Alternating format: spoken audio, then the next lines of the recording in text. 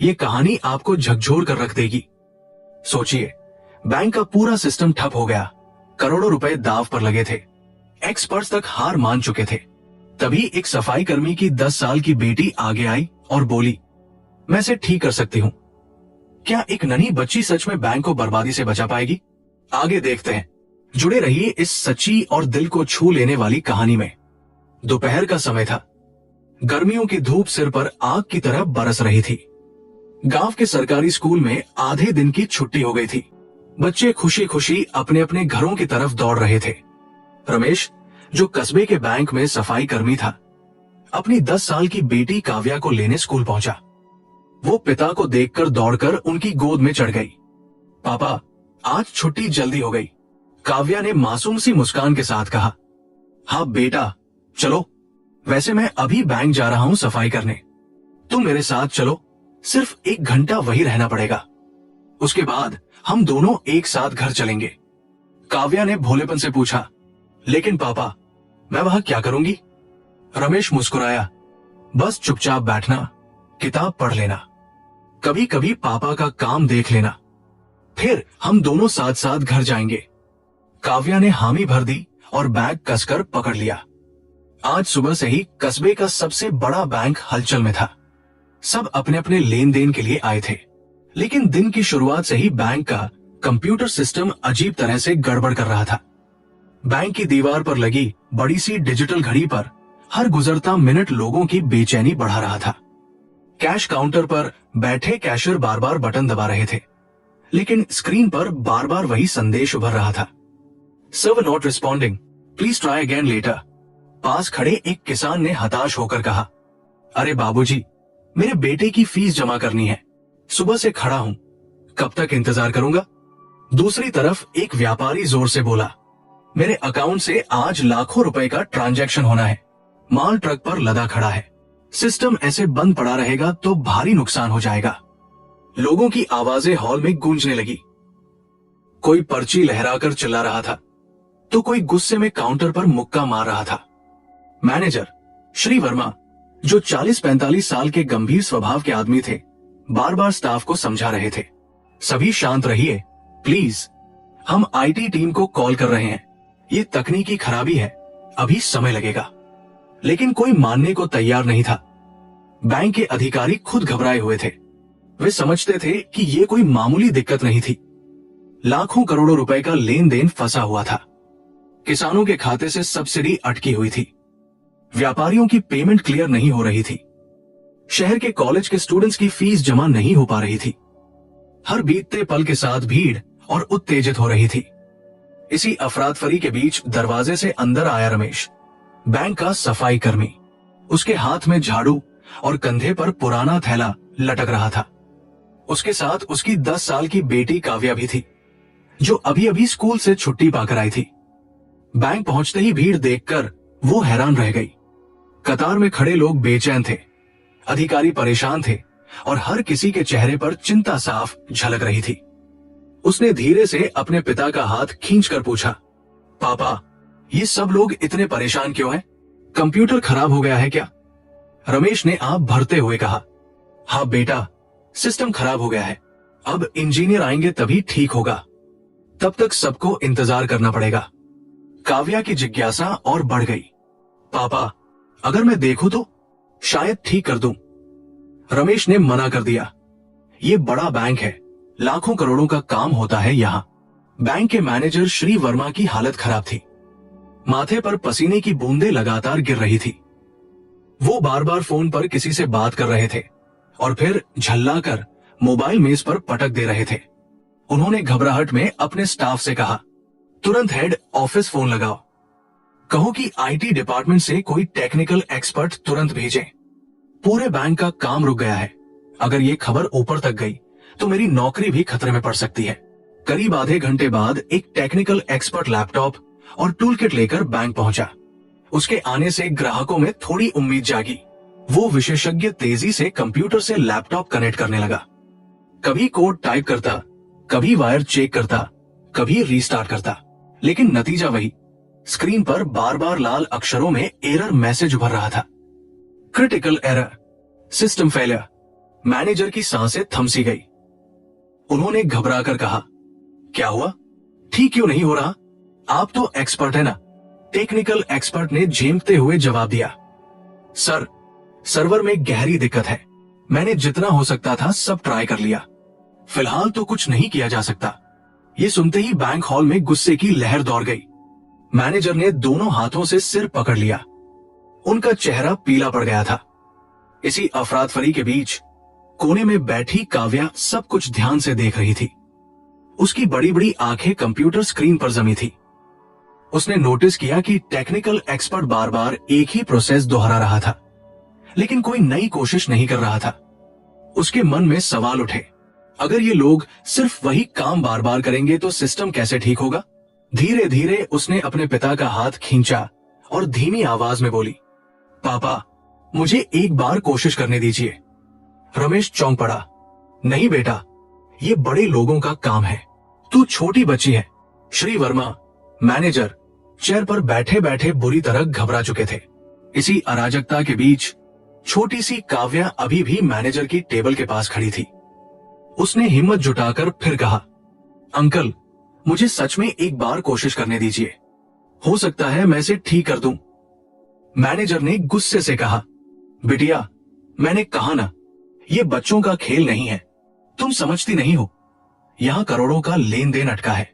अगर कुछ और गड़बड़ हो गई तो पूरी जिम्मेदारी मुझ पर आएगी। तभी टेक्निकल एक्सपर्ट, जो अब तक बार बार लैपटॉप से सिस्टम से जुड़ने की कोशिश कर रहा था, अचानक घबरा गया। उसकी आंखें स्क्रीन पर टिक गई।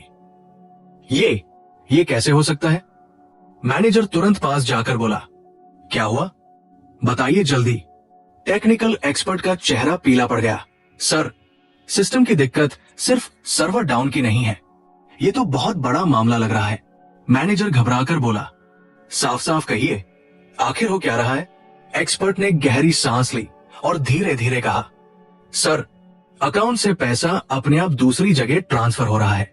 ये कोई नॉर्मल एरर नहीं है। लगता है सिस्टम हैक हो चुका है।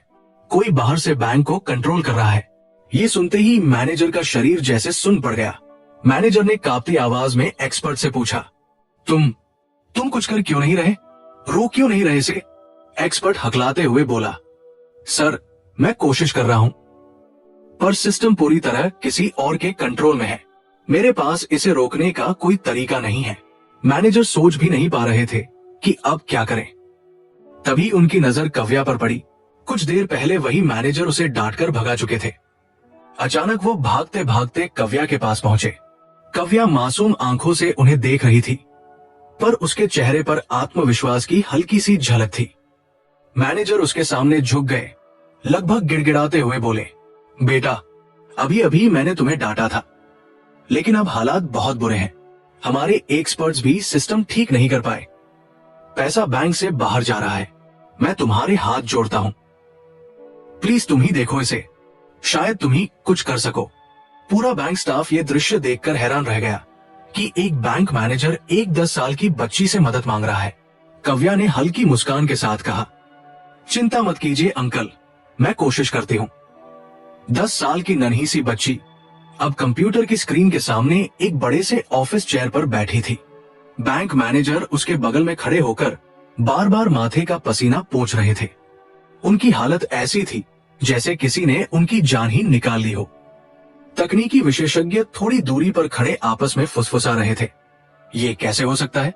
इतनी छोटी बच्ची क्या कर पाएगी? मगर फिर भी उनकी नजरें उसी पर थी। ग्राहक भी चुपचाप खड़े थे। कव्या के पापा थोड़े नर्वस होकर एक कोने में खड़े थे, लेकिन उनकी आंखों में गर्व भी छलक रहा था। उन्हें पता था कि उनकी बेटी बचपन से ही कंप्यूटर में बहुत तेज है, लेकिन इतना बड़ा मौका उसके सामने आएगा, ये उन्होंने कभी नहीं सोचा था। कव्या ने गहरी सांस ली, फिर अपने छोटे छोटे हाथों को कीबोर्ड पर रखा।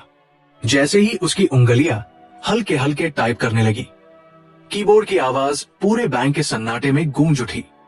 स्क्रीन पर तेजी से कोड्स, कमांड्स और सिस्टम की विंडोज खुलने बंद होने लगी। सभी लोग अपनी सांसें रोके खड़े थे। मैनेजर की आंखें चौड़ी हो चुकी थी और वे हर लाइन को ऐसे देख रहे थे जैसे उनकी किस्मत उसी पर टिकी हो। तकनीकी विशेषज्ञ अब और भी पास आ गए थे। कभी स्क्रीन देखते, कभी एक दूसरे के चेहरे। पूरा माहौल ऐसा लग रहा था जैसे बैंक का हॉल अब एक क्लासरूम नहीं बल्कि किसी साइंस फिक्शन मूवी का सीन बन गया हो। और उस मूवी की हीरो कोई बड़ा वैज्ञानिक नहीं बल्कि एक 10 साल की मासूम बच्ची थी जिसका नाम था कव्या।